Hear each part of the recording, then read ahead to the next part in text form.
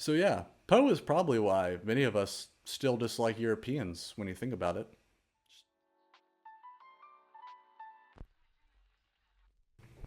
Hello, welcome to Books and Booze. This is a series where I talk about books and I have some booze. I'm Alex. This time I will be talking about various works from the writer Edgar Allan Poe. This is part of what my friend over on the Active Mind Brock is kicking off as Poe-tober, and I'm collaborating with him on this. I'll be talking about some of the same works that he'll be talking about on his channel and analyzing and discussing, and I'll also be doing some different ones.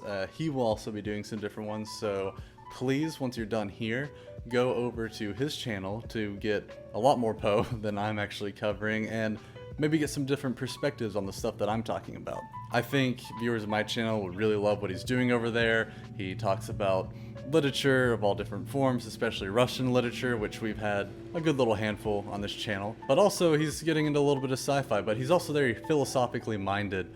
So I think to get more rich dialogue out of literature and reading, please go check out Brock over on the Active Mind. He's doing a lot of really great stuff over there. So that said, this format's going to be a little bit different than the usual Books and Booze installation.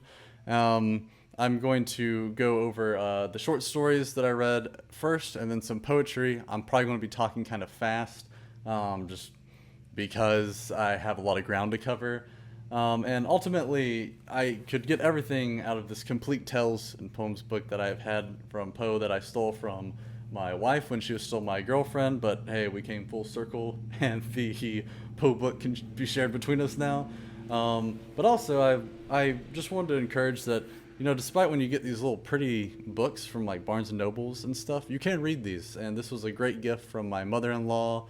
Everyone give her a shout out, say good job, Kellen, getting this very pretty copy of the, I don't know if it's the complete poetry, I didn't cross-check, but I would imagine it's getting pretty close to a lot of the poetry that we know of from Poe in here. And I read the poems that I read for this one and this, so you'll see me going back and forth between the two. I'll also be having some red wine this time. I've been craving some red wine. I got this Sicilian Rosso, I hope I said that right. Red wine that's a blend, it's a dry red wine imported from Italy, of course. That's a blend of 7 different grapes from Sicily, I believe. But yeah, let's crack into that. Of course, we have to have it in our spooky skeleton Halloween glass for Poe-tober. So cheers to Edgar Allan Poe. I'm sure he would like that. If you know about the Poe toaster, you know. Let's get into it. Yeah, it is a dry wine, but it's surprisingly sweet. I really like that a lot. I think when you think of like a black grape, that's like that personified. It would go really well with. It has almost like a jam flavor to it. I really like that a lot. I mean, it's perfect for what I want right now for October. It's a great red wine. It's called Seven Sicilians. Seek it out if you can find it. Okay, you probably don't really need any kind of biographical information about Poe. I'm sure you know him from grade school, like I originally did. But he's an American writer, poet, editor, and literary critic who's best known at this point now for his poetry and short stories. Particularly his tales involving mystery and very macabre subject matter. Poe is a central figure of Romanticism into the American literary scene, especially Gothic fiction is where he shines. And he's even considered the inventor of the detective genre, which I think has interesting implications for his role on the influence for what would become the very American genre of noir. And he's also the first American writer that's pretty well known, even at the time of his living, to earn a living by writing alone. That wasn't really common. So that also resulted in him having a lot of financial difficulties and struggles throughout his life. There are many ways to approach Edgar Allan Poe as a literary figure, and I encourage you to dive into his Wikipedia page, do some citation chasing, get into his biography and his legacy. It's very well documented. It's very fascinating. But I've always been most interested in Edgar Allan Poe as a foundational American writer. And I haven't shared this too much on the channel, but throughout grad school and undergrad, my specialization sort of was in the horror genre, with an eye to media studies, and I just kind of kept it broad. I wasn't as specific in a discipline as others might be in grad school and undergrad. But that means I had a lot of experience getting to research Poe and research his work. And I always kind of approached it from this idea that he's there at the start of the American literary scene, and he's very aware of that too when you start looking into what he thought and what he was trying to do. He really wanted to drive his influence into that space and help craft American literature and set it apart with its own identity on the global stage. During his lifetime, Poe was actually mainly recognized as a literary critic. And a vast majority of his works are actually nonfiction, and that's interesting because we don't really read those now. And you could also find him often attacking other foundational American writers to try to make this American literature take off, like Longfellow. There was always kind of some bickering going on between those two. And the most success he had with a piece of fiction actually was The Raven. People really liked it at the time, even though literary criticism toward it situated it in a particular way. That was his most successful piece as a full-time writer in terms of fiction. But even considered to what that success was compared to now, it would be minimal compared to like the success of a full-time writer now. And so that idea of Poe kind of striving to set American literature apart from the rest of the world, that away from those countries, especially British literature that came before it, is a major lens that I've used to understand Poe's work during my research. So the first one that I want to cover that Brock over on The Active Mind is also going to cover is the Fall of the House Usher. One of my favorites and one that I did conduct research on. This will be the most extensive part of this video probably. If you don't know the story, it's about a narrator who is called to kind of soothe this long lost friend that he has during this distressing time that's around kind of the downfall of this dynastic family. But the narrator doesn't fully know that when he's heading down there. He just knows he's kind of going to soothe this man who's having racked with anxiety and dread. And something I wanted to point out that I did with my research is we don't know the exact area of the Usher mansion, but in the story it's described as going off to some distant part of the country. So you already kind of have that creepy isolation going on. One thing I point out is that it could be the South, especially given the dynastic family dynamic going on here. I argued for that in one research project in college. Either way, it's a highly rural setting, so keep that in mind as we keep talking about it here. I love that Poe wastes no time getting to the meat of things over and over in his writing. Very concise writer. Doesn't play around. The text is only as indulgent as it needs to be, I think. For example, the narrator mentions that he and Roderick, the friend he's soothing, are often reading and painting. And I think a more indulgent writer would go into immense detail about these things and kind of pan that out. But Poe just says, no, let's get to the spooky night. We paint, we read. It reads almost like that in the story. Another compelling thing that drives the narrator's anxiety with this childhood friend is Roderick himself mentions that the house is alive in this strange meta moment where Poe kind of crafts his own poetry into the story. It's a poem for the story, but it now gets considered kind of a standalone work too, which only feeds into an anxiety that the narrator had as he approached House Usher. If you read the story, you'll see that almost immediately at the beginning. And setting as a character is huge in traditional Gothic literature as well as American, but Poe and other American Gothic writers want to take that into a new direction. It used to be spooky castles and sort of dissecting the monarchy that comes with that, and Poe does do that in a slightly different way for American Gothic literature, but here specifically with someone like Poe or like with Hawthorne, it's now like antiquity itself. The decaying mansion, the long-forgotten countryside, the aging family, those are kind of the transgressive sights, the creepy sights that we dare not go near. Within that moment, too, something I picked up on reading at this time was I think there's this strange contortion of Psalm 24 that Poe is messing with, and Poe would be quite familiar with that. He studied world religions extensively. As a fun bit of trivia, Pit and the Pendulum especially, was a lot of his work was inspired by this recent translation of the Quran that came out, English translation at the time that Poe was writing.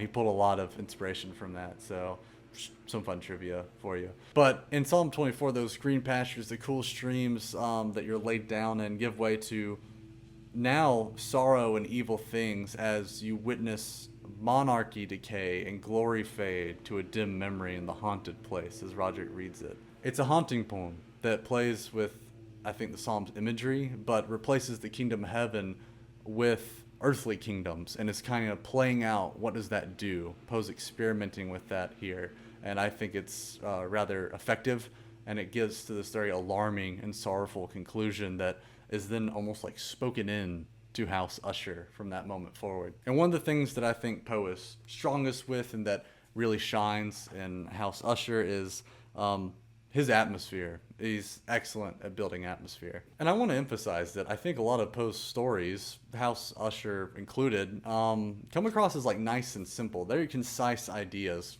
very simple revenge narratives, very simple like warning tales, cautionary tales, as you will. But I mean that in a good way because it allows Poe's tone and his prose to shine more, and you definitely get that with The Fall of House Usher. It also might be that way because Poe is so foundational to the horror genre and to the mystery genre that he could have just been crafting these things at that moment, and now they're kind of taken for granted in a way. Let's have an example, a little bit of Poe's language in this that I really love. So, and I should emphasize, there will be just spoilers probably throughout here. I don't think that really ruins the experience of Poe to a degree, but this happens as Roderick is finally getting the narrator to help him entomb his dead sister who just died in this place in the house, like in the walls. So let's read a little bit like that. At the request of Usher, I personally aided him in the arrangements for the temporary entombment. The body having been encoffined, we two alone bore it to its rest. The vault in which we placed it, and which has been so long unopened that our torches, half smothered in its oppressive atmosphere, gave us little opportunity for investigation, was small, damp, and entirely without means of admission for light, lying at great depth, immediately beneath that portion of the building in which was my own sleeping apartment. It had been used apparently in remote feudal times for the worst purposes of dungeon keep, and in later days as a place of deposit for powder or some other highly combustible substance. As a portion of its floor and the whole interior of a long archway through which we reached it were carefully sealed with copper. The door of massive iron had been also similarly protected. Its immense weight caused an unusual sharp, grating sound as it moved upon its hinges. Definitely a place you don't want to be. The other key thing, and the other really creepy thing here, is that Roderick is a little bit weird about his sister. Incest is sort of this big thing, this big reoccurring thing in Gothic literature, because it's one of the ultimate transgressions. And Gothic literature is really, really into transgressions and sites of it, and encountering the transgressive. And the narrator is also aware of Usher's history of incest. He makes that clear early on in the story, that the direct line was kind of always protected in some way. And he's aware that these are the last two Ushers, so Roderick is kind of weird about his sister, and there's this weird tension as the narrator is kind of watching them float around each other. And those thoughts of that transgression linger with the narrator throughout the story, and you get that a lot in Poe's work in Gothic literature as a whole. He's as comfortable as you are. If not more, especially because he ends up placing Roderick's sister in a tomb with him. So take that for what it is. So like I said, spoiler heads up big time here. If you've read it, you know, but Madeline isn't dead when they put her in that tomb. And Roderick and her died together in this horrific rising from the tomb scenario. And then in like what I think almost like a cosmic horror sort of fashion, House Usher is kind of obliterated and like sucked into the earth in this like Sons of Korah style ending that just horrifies the narrator, rightfully so. And this is basically to tee up what I argued The Fall of House of Usher is kind of all about in my research, which is that Poe wants to draw attention to aging, transgressive European practices and attitudes. The idea of a family dynasty is a surrogate for kind of the old English monarchy, which would rely on incest to maintain royal bloodlines and so forth. And the aging mansion, as I mentioned before, it's kind of the new spooky castle. And it's placing the family in this distant rural lands, which would align with actually where a lot of British sympathizers would be positioned in the States at the time. Hence, they receive a horrific cosmic judgment, while stylistically, Poe is crafting this new American Gothic fiction. You know, it's the new Gothic tradition. It's the better Gothic tradition, is what Poe, I think, is ultimately trying to do, while also criticizing what came before. So yeah, Poe is probably why many of us still dislike Europeans when you think about it. Just something to think about. All right, we took a lot of time with that. I want to get to some of the other things I read. This is one thing that I read that I don't believe Brock did. I found one that I hadn't read before, and it was called The Descent into the Maelstrom. I picked that one because it sounded cool. And it's sort of this story within a story situation that's really interesting. It's super short. I think it's like 5 pages, shorter than Usher, which is already really short. It opens with this guy being led to a maelstrom in Norway that he's observing from a cliffside with this guide. And to be honest, it is interesting and kind of pretty compelling, but the prose is purposefully stale and kind of sterile. It's very scientific as the narrator is witnessing this massive maelstrom, this terrifying thing, and he's like trying to take measurements of it to figure out if the fathoms that he was told are actually the right measurements, and he doesn't think it's quite that based off what he can observe here and so forth. And then Poe takes that and crafts this interesting juxtaposition between what the narrator is doing and how he approaches this destructive, awe-striking feat of nature with the guide who has previously encountered the maelstrom up close and personal. So then the guide goes on to give this brief, horrific description of being sucked into the maelstrom, why he and a bunch of colleagues, if that's what you want to call them, comrades more likely, were on a fishing journey, just trying to make ends meet. He's actually gray-haired. He surprises you by saying, "I'm actually younger than I appear." There's a lot of Rime of the Ancient Mariner kind of vibes going on here, which I believe Poe would be aware of and probably very inspired by. But his hair is gray because of his experience with the Maelstrom previously, as he got sucked into it, jumped on this barrel, and he has this insane story being twirled around, and he kind of waxes poetically about the strange, destructive beauty of the Maelstrom. It's pretty brief, but it covers a lot of the story. And what I loved about getting into this short story, and why I would recommend you go read it, is that I would suggest it. It's one, Poe is just so good at making the ocean totally horrific, and he does it frequently. My other big point of research was his posthumous novel, The Narrative of Arthur Gordon Pym, and the ocean is terrifying in that as well. But the other thing is that I think there's this interesting juxtaposition that Poe crafts between the cold, calculating, very like enlightenment-fueled observations that sort of remove the true essence and terror of the forces of nature with someone who is actually experiencing them, someone who's getting up close and personal with it, which becomes this sort of spiritual experience for that guide. Even though it's through like trembling terror, it instills basically the fear of God into this guy. It transforms him. So I think Poe is doing that kind of interesting comparison in this story in a very entertaining way. The other story I read, I found toward the back, also because I thought the title sounded cool or something I'd be interested in. I don't have a lot to say about it. It's called A Tale of Jerusalem. It's really weird. It's about these 3 Jewish temple workers who are in Jerusalem as Rome's laying siege to it. The army of Pompey is actually laying siege to it. And they want a sacrificial offering for the temple. And they end up working out this deal with the sieging army, the Romans, to receive an animal they can sacrifice.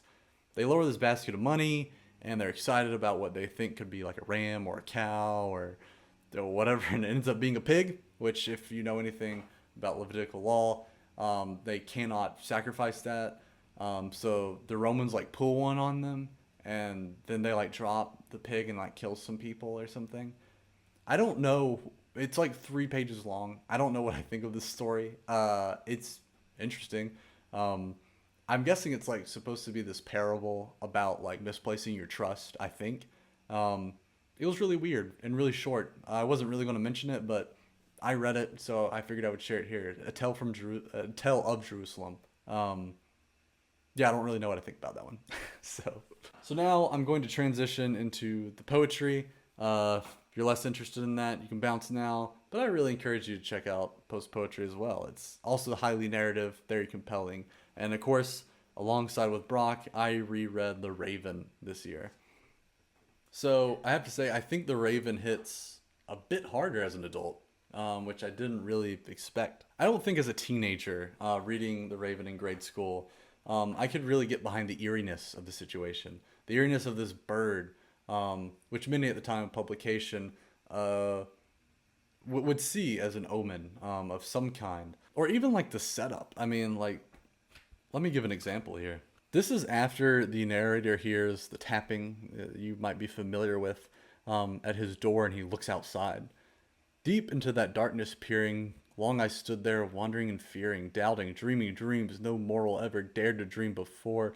But the silence was unbroken, and the stillness gave no token, and the only word there spoken was the whispered word, Lenore. This I whispered, and an echo murmured back the word, Lenore. Merely this and nothing more. I don't think it really clicks, and especially till you're older, maybe alone at a house at night. Like if you just heard something at your door, you go to check it out, nothing's there, pitch darkness, and you're also grieving. I don't know. It was just creepy this time. And ultimately, The Raven is this very poignant to me now exploration of despair and how it festers and begins to consume every part of someone's life. So much so the narrator just keeps giving into it. You witness the narrator not only have their literal home infested with hopelessness and despair, but eventually I perceive as his spirit. And rereading it, he does so by sort of entertaining it. And I think the sing-song pattern of the poem kind of plays into this in a creepy way. And it's really poignant because you kind of wonder if like the narrator could avoid this terrible fate in some kind of way. And I think it's just if he didn't entertain these terrible thoughts, if he didn't feed into it. And that's where we kind of can start to sort of see the Raven as a kind of spiritual entity that feeds on the narrator's torment, or like an extension of his mind at least.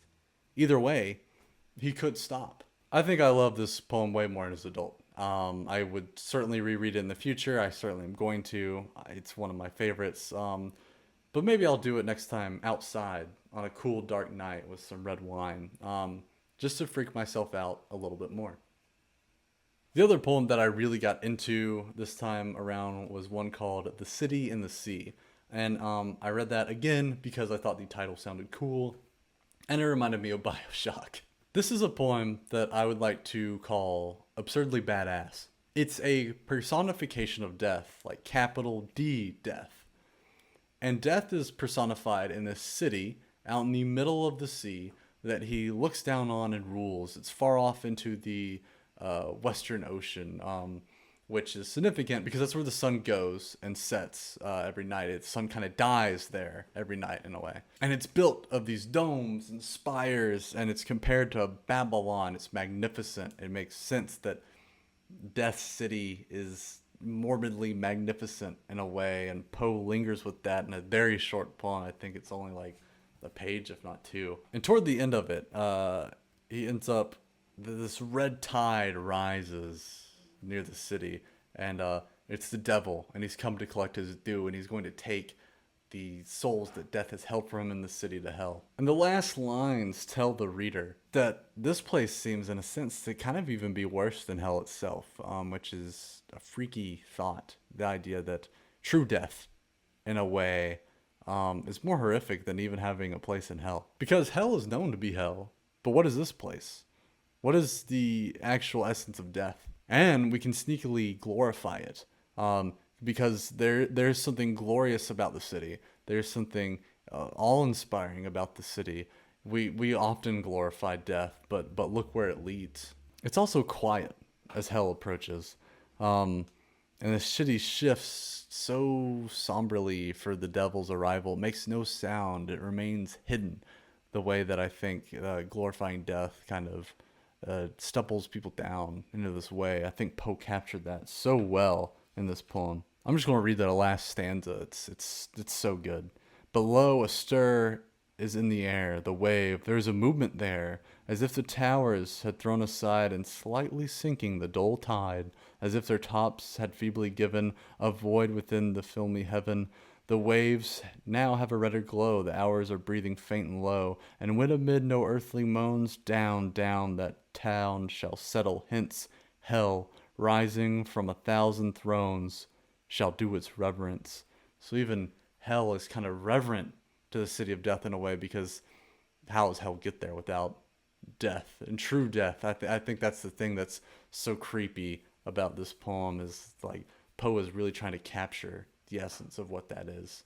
The City and the Sea is also excellent poem. I really enjoyed reading it. That's one that Brock didn't read, but go see the other poems that he checked out. So does Edgar Allan Poe get a toast of excellency? Yeah, he's getting a toast of excellency. There's no way he doesn't.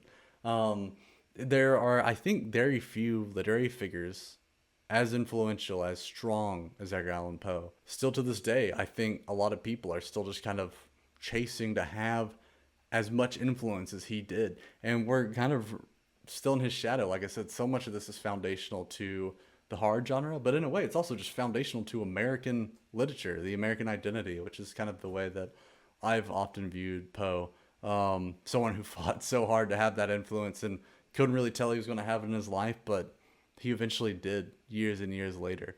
Yeah, just cheers to Edgar Allan Poe. You can find all of his stuff online, but it's great to have a physical copy of it. Seek out just one of these massive books. Brock has a similar one as a video, just complete tales and poetry. You can also usually find too his novel, which is kind of short, thrown into these two, and it's great as well. So just cheers to Edgar Allan Poe. So good. Thank you so much for watching this video. Please go check out Brock's channel, The Active Mind. I'll make sure to link his Poe videos in the description below so you can see kind of the dialogue at far that we're having together. And I encourage you just to enjoy some Edgar Allan Poe this October. That's the whole point of why we're doing this, is to celebrate this really great literary figure. If you like long form book reviews with a little bit of analysis like this, please check out the other ones I have on the channel. I'm all over the place with my taste, but I just think it's a good way to encourage very conscious consumption of stories and books, and to critically think about them. If you also like video essays, please consider seeing what I have on the channel as well. I have plenty of those. I'm very interested in this idea of post-secularism right now, and I mainly focus on movies in my video essays, though you'll find some other cultural products that I explore. If you like this video, please give it a like. It helps reach other people that also might like this kind of content as well. If you didn't like it, let me know that too. Anything helps me out. Again, thank you so much for watching this video, and I will see you all in our next exploration.